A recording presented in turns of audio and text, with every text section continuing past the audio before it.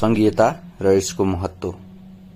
परराष्ट्र नीति, रक्षा नीति, मौद्रिक व्यवस्था आदि समान उपयोगका विषयहरू केन्द्रीय सत्तामा राखेर अन्य कुरा स्वायत्त शासनको अधिकार प्रयोग गर्ने अनेक राज्यहरूको संगठनलाई संघ भनिन्छ। संघ शब्दमा य प्रत्यय लागेर संघीय विशेषण शब्द बन्दछ भने संघीय विशेषण शब्दमा ता प्रत्यय लागेर पुनः नाम शब्द बन्दछ संघीयता। संघीय शब्दको अर्थ संघद्वारा गरिने भन्ने र संघीयता शब्दको अर्थ संघीय हुनाको अवस्था भन्ने हुन आउँछ। यसरी संघीयता शब्दले कुनै पनि देशका अनेक राज्यहरूलाई संघका रूपमा अंगीकार गरी तिनलाई एउटै संघमा आबद्ध गरेर राष्ट्रियताको भावनालाई जीवन्त तुल्याउने र अखण्डता र अक्षुण्णता जोगाइराख्ने कार्य गर्ने प्रक्रियालाई समेत बुझाउन सक्दछ। संघीयताको महत्व भन्नाले मुलुकले संघीयतालाई अंगीकार गर्दाको महत्व भन्ने बुझ्न सकिन्छ। विश्व जनसंख्याको 40% जनता रहेका 20 मुलुकहरू संघीय भएका र हुने क्रममा रहेका तथा ठूलो क्षेत्र र जनसंख्या भएका प्राय सबै लोकतान्त्रिक मुलुकहरू संघीय रहेका अनि द्वन्द्वपछिको वातावरणमा दक्षिण अफ्रिका, कंगो र बोस्नियामा संघीयता अपनाइएको तथ्यका साथै नेपाल र श्रीलंका समेत यसतर्फ उन्मुख भएकोले विश्वभर संघीयताको महत्व बढ्दो देखिन्छ। संघीयताको अवधारणामा शासन प्रणालीको एक स्वरूपको रूपमा देखा परेको हो। यसमा बहु संघ, प्रदेश र स्थानीय निकाय तहका सरकारहरू संविधानबाटै स्थापना हुन्छन् र तहगत रूपमा अधिकार क्षेत्रको व्यवस्था गरिन्छ। संघीय प्रणाली विभिन्न तहका सरकारहरूको परस्पर सहकार्य, समन्वय र सहअस्तित्व कायम हुने प्रणाली हो। स्थानीय शासन स्रोत पुस्तिकामा उल्लेख भए अनुसार संघीय व्यवस्थामा संघीय सरकारका अतिरिक्त अन्य तहका सरकारहरूद्वारा समेत राज्य शक्तिको प्रयोग गर्ने व्यवस्था गरिन्छ। संघीयतामा जनतालाई सार्वभौम सत्ताको प्रयोगमा आधिकारिक सहभागी गराउन पर्याप्त अवसर मिल्दछ। अतः उपराष्ट्रिय तहमा अधिकारको बाँडफाँडलाई उच्चतम रूपमा सुरक्षित गर्ने राज्य प्रणालीका रूपमा संघीयतालाई लिइन्छ र कम्तीमा पनि एक तहको विकेन्द्रीकरण सुनिश्चित गरिएको हुन्छ। संविधान र कानूनको अधीनमा रही आफ्ना मामिलामा स्वायत्त रूपमा निर्णय तथा व्यवस्थापन गर्ने अधिकार उपक्षेत्रीय सरकारमा समेत रहेको हुन्छ। संघीयतामा संघीय इकाइहरूलाई आफ्नो अधिकार क्षेत्रभित्रका विषयमा स्वतन्त्र रूपमा काम गर्ने वातावरण हुने हुँदा स्वायत्त शासनको अनुभूति बढी हुने गर्दछ। संघीयता एक बहुदल शासकीय प्रणाली भएको हुँदा यस्तो प्रणालीमा केन्द्रमा साझा शासन र उपराष्ट्रिय तहका इकाइहरूमा स्वायत्त शासन सँगसँगै अभ्यास भइरहेको हुन्छ। संघीयताका विविध रूप हुन सक्दछन् र यही विविधता नै संघीयताका सबल पक्षहरूमध्ये एउटा हुन आउँछ। संघीयताको विभाजन सामाजिक, आर्थिक संरचना र संस्थागत आधारमा पनि गरिएको हुन्छ। संघीयताको सबैभन्दा सुन्दर पक्ष के हो भने यो यस्तै मात्रै हुनुपर्छ भन्ने कुनै जडसूत्रवादी सिद्धान्त छैन। यसलाई आफ्नो परिवेश अनुकूल बनाउन सकिन्छ। विश्वका संघीय मुलुकहरूमा संघलाई प्रदान गरिएको अधिकारहरू ती मुलुकहरूमा संघीयता सफल भएका छन्। जस्तै अमेरिका, भारत देश र संघीयता अभिशाप भएका सोभियत संघ, युगोस्लोभाकिया जस्ता देशहरूको वास्तविक चित्र हेरेर संघीयताको आफ्नै प्रकारको कुनै एउटा रूप र नमुना नेपालमा पनि प्रयोग गर्न सकिन्छ। संघीयतामा मुलुकलाई लैजाँदा वा मुलुकले जुनसुकै रूपले संघीयता अंगीकार गर्दा सतर्क सचेत रहनुपर्ने कुरो के हो भने राष्ट्रको अखण्डता कुनै पनि हालतमा कमजोर हुनु हुँदैन। एउटा देशभित्र प्रदेशहरू हुनु पर्यो तर देशहरू हुनु भएन। एउटा राष्ट्र हुनु पर्यो तर राष्ट्रहरू हुनु भएन र संघहरूको संख्या अनावश्यक रूपमा बढी र घटी हुनु भएन। संघ निर्माण गर्दा संघको आर्थिक अवस्था कमजोर हुने गरी प्राकृतिक स्रोत, खनिज जल स्रोत जस्ता कुराहरू हेरेर पनि काम गर्नु पर्यो र एउटा संघ र अर्को संघका बीचमा बोलचालै बन्द हुने किसिमले प्राकृतिक स्रोत विभाजनलाई विवादास्पद हुन दिनु भएन। त्यसैले सबै कुरा हृदयंगमन गरी आफ्नै मौलिकता अनुरूपको संघीयता अँगाल्न हरेकका लागि आवश्यक देखिन्छ। संघीयताको जीवन्तताको सशक्त आधार सफल लोकतान्त्रिक पद्धतिको पूर्ण परिपालन नै हो।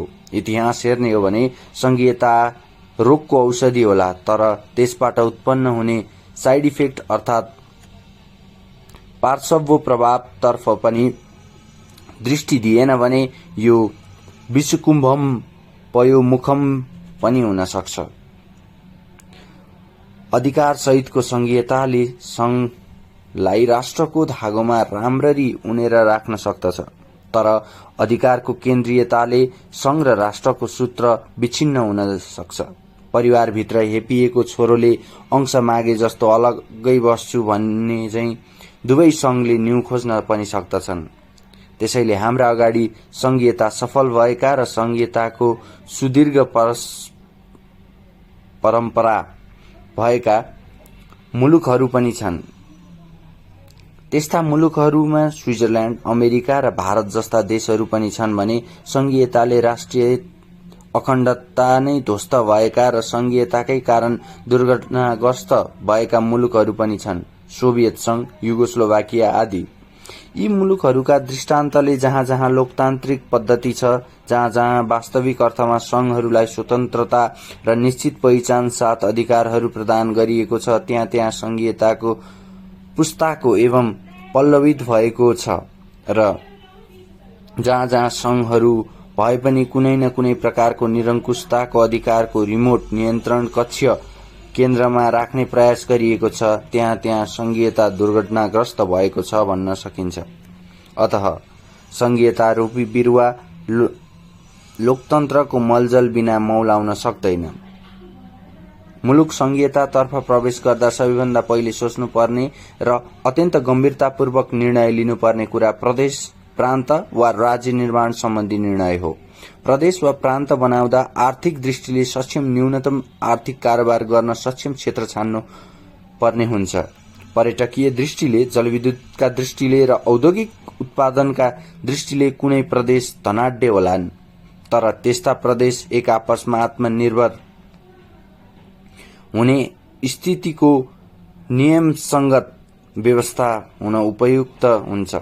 प्रदेश निर्माण गर्दा राष्ट्रिय एकता र अखण्डतालाई सिरोपर राख्दै प्रमुख जातिको प्रतिनिधित्व हुने गरी प्रदेश निर्माण गरियो भने बढी उपयुक्त हुन सक्दछ। देशलाई काँक्रोको चिरा जस्तै चिरा पार्दै प्रदेश बनाउने होइन, न त देशको नक्सालाई स्केलको इन्चमा नापेर कोर्दै संघ विभाजन हुने हो। यसका लागि जनताको भावना समेट्नु र सांस्कृतिक, भाषा तथा परम्परा समेट्नु उपयुक्त हुन्छ।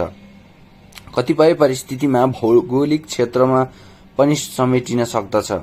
यसरी दूरगामी सोच वा चिन्तन राखेर राज्य निर्माण गर्दा मुलुक दुर्घटनातर्फ नडोरिने स्थिति रहन्छ। अन्यथा जातका, धर्मका, संस्कृतिका, भूगोलका र यस्तै यस्तै विभिन्न दृष्टिकोणका आधारमा मात्रै संघ निर्माण गर्दा उक्त संघभित्र रहने अर्को जात, अर्को धर्म, अर्को संस्कृति, अर्को क्षेत्रका जनताको स्थिति के हुने भन्ने विचार गरिएन भने मुलुकका प्रान्तहरू भारतको नागाल्याण्ड जस्तै आतंकमा रूपान्तरण हुन सक्दछ, विखण्डनको पीडादायी यात्रामा अघि बढ्न सक्दछ। त्यसैले संघीयतामा प्रवेश गर्दा प्रान्तहरूको निर्माण र ती प्रान्तहरूभित्र स्थानीय इकाइहरूको निर्माणमा सजगता अपनाइएन भने मुलुक पुनः कालो युगतर्फ फर्कन नसक्ला भन्न सकिन्न।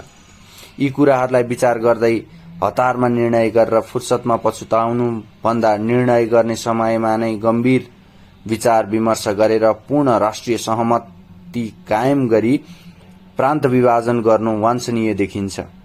कुनै पनि देशले कस्तो राज्य प्रणाली अपनाउने भन्ने विषय त्यस देशको विशिष्ट भौगोलिक, सामाजिक, सांस्कृतिक तथा आर्थिक बनोटको सापेक्षतामा हुन्छ। यसको छनौट सम्बन्धित देशको राजनीतिक शक्ति सन्तुलनको आधारमा हुने गर्दछ। नेपालको सन्दर्भमा संघीयता कस्तो हुनुपर्छ भन्ने बारे स्थानीय शासन स्रोत पुस्तिकामा लेखिएको छ। 1 मा नेपालको विविधता भाषिक, जातीय, सामुदायिक, धार्मिक, सांस्कृतिक, भौगोलिक, क्षेत्रीयको सम्बोधन र लैंगिक उत्पीडनको अन्त्य गर्न। 2 मा एकात्मक राज्यले सम्बोधन र लैंगिक उत्पीडनको अन्त्य गर्न। 3 मा सही अर्थ शक्ति विकेन्द्रीकरण गर्न नचाहने विगतको शासकीय मानसिकता अन्त्य गर्न। 4 राज्यसँग सबै क्षेत्रका जनताको अपनत्व र स्वामित्व तथा सामिप्य स्थापित गर्न। 5 समान अधिकारको माग र आर्थिक अवसरमा समान पहुँचको माग सम्बोधन गर्न। 6 प्रतिनिधित्व र सहभागिताको वृद्धि गर्न। 7 समानताका पक्ष एवं केन्द्रीकृत राज्य सत्ताबाट भएका सामाजिक, आर्थिक, राजनीतिक, भाषिक, सांस्कृतिक विभेद, अन्याय र शोषण विरुद्ध उठिएको मधेस आन्दोलन लगायत अन्य आन्दोलनको मूल एजेन्डा सम्बोधन गर्न। 8 समाजको लोकतान्त्रिकरण गर्दै समतामूलक तथा समावेशी लोकतन्त्रको संस्थागत विकास गर्न। 9 राज्यबाट प्रदान गरिने सेवा सुविधामा वितरण र विकास निर्माणको प्रतिफलमा समान हिस्सेदारी स्थापित गर्नका लागि संघीय शासनको आवश्यकता महसुस भएको हो। संघीय शासनका महत्वपूर्ण पक्षहरू भनेका आत्मनिर्णय, स्वशासन, प्रशासनिक सुलभता, समावेशिकता जस्ता कुराहरू हुन्। संघीयतामा राष्ट्र टुक्र्याउने वा राष्ट्रलाई खण्डीकृत गर्ने बाहेकका जुनसुकै कुरामा आत्मनिर्णय गर्ने अधिकार दिनु राम्रो हो। स्वशासन भनेको केन्द्रबाट गरिने शासनलाई ल्याएर पाइक पर्ने गरी प्रदेशमा स्थानान्तरण गरी जनताले आफ्नो प्रदेशमा आफै शासन गर्न पाउने अवस्था हो। एउटा मार्कसिट लिन, पासपोर्ट बनाउन, औषधि गर्न केन्द्रीय राजधानीमा नै जानुपर्ने जुन बाध्यता छ त्यसको समाप्ति नै प्रशासनिक सुलभता हो। त्यस्तै संघीयता भनेको आफ्नो आफ्नो प्रदेशभित्र पूर्ण रूपमा समावेशी शासन सञ्चालन गर्नु अर्थात् दलित, उपेक्षित, अल्पसंख्यक, आदिवासी जनता सबै समावेश हुने गरी समानुपातिकता र आरक्षणका आधारमा प्रादेशिक शासन सञ्चालन गर्नु हो। वर्तमान युग 21औं शताब्दीको जस्तै यस्तो जमाना हो जसमा जनताको सर्वोच्चता स्वीकार गर्नुपर्ने कुनै पनि प्रकारको सामन्ती शासन सोच चिन्तनलाई निमिट्यान्न पार्नुपर्ने तथा केन्द्रीकृत एकात्मक राज्य व्यवस्थाका सट्टा विकेन्द्रीकृत संघीय शासन सञ्चालनको नयाँ पद्धति अँगाल्नुपर्ने अग्रगामी सोच लिँदैछ। आफ्नो भाग्य आफै फैसला गर्ने, आफ्नो शासन व्यवस्था आफै रोज्ने र आफ्नो शासन व्यवस्था आफै सञ्चालन गर्ने जनताको युग हो आजको युग। जनतालाई आफ्नो भाग्य फैसला आफै गर्न दिने, कुनै पनि प्रकारको निरङ्कुशता स्वीकार नगरी लोकतान्त्रिक संघात्मक शासन व्यवस्थालाई सिरोपर राख्दै सन्तुलित युगुणात्मक कुल मुलुकको धरातलीय यथार्थ सुहाउँदो संघीय शासन अंगीकार गर्नु आजको माग हो। संघीयताको सफल तथा असफल प्रयोगका आलोकमा यसका फाइदा एवं बेफाइदा दुवै देखा पर्दछन्। संघीयताको सबैभन्दा ठूलो फाइदा भनेको राजनैतिक नेतृत्वको स्थापना साथै प्रशासनिक पुनर्संरचना पनि हो। यसले संघभित्र बसोबास गर्ने जनता राज्यप्रति स्वामित्व बोध हुन गई आत्मीयता वृद्धि हुन जान्छ र दूरगामी रूपमा राष्ट्रिय अखण्डता नै सबल बन्न पुग्दछ। जातिहरूको राज्यसँग सहज पहुँच पुग्न जान्छ भने लोकतन्त्रलाई स्थानीय तहसम्म पुर्याउन संघीयताले विशेष एवं महत्वपूर्ण योगदान पुर्याउँछ। एक प्रान्त र अर्को प्रान्तका बीचको आत्मनिर्भरताले आपसी सम्बन्धलाई प्रगाढ तुल्याउँछ। एकातिर यसका सबल एवं उज्याला पक्षहरू छन् भने अर्कोतिर यसका दुर्बल, अँध्यारा एवं भयावह पक्षहरू पनि छन् जसलाई हामी बेफाइदा भन्न पनि सक्छौं। संघीयताले आत्मनिर्णयका नाममा राष्ट्रिय अखण्डतामाथि धावा बोल्ने स्थिति आउन सक्दछ। कुनै संघ वा प्रान्तभित्र विजातीयहरूमाथि आक्रमण गर्ने, तिनलाई लखेट्ने र विस्थापित गर्ने अकल्पनीय स्थिति आउन सक्दछ। कुनै प्रान्तभित्र प्राकृतिक स्रोत र साधनमाथि एकाधिकार जमाउने, राजनीतिमा क्षेत्रीयता र जातीयताको विष वृक्ष लहराउने तथा कुशल व्यवस्थापनका अभावमा अखण्ड राष्ट्र खण्ड खण्डमा विघटित वा दुर्गठित हुन सक्ने जस्ता सम्भावित अवस्था यसका अँध्यारा पक्षहरू हुन्। संघीयतालाई सफल र असफल पार्ने ठूलो जिम्मेवारी यहाँका नेताहरूमा हुन्छ। यदि नेताहरू साँच्चै भए भने, लिंकन भए भने, त्यहाँको संघीयताले राष्ट्रिय एकता र अखण्डतालाई झन मजबुत पार्दछ। यदि मिलोसेभिच भए भने त्यसले राष्ट्रिय अखण्डतालाई काँचको ग्लास चाहिँ चकनाचुर पार्छ र टुक्रा टुक्रा पार्दछ। त्यसैले संघीयताको सफलता र असफलता नेताहरूको सुझबुझ, बुद्धिमत्ता र दूरदृष्टिमा नै भर पर्दछ भने नेताहरूलाई सही निर्णय गराउनमा जनताको दबावको नै सर्वोपरि भूमिका रहँदछ। धन्यवाद।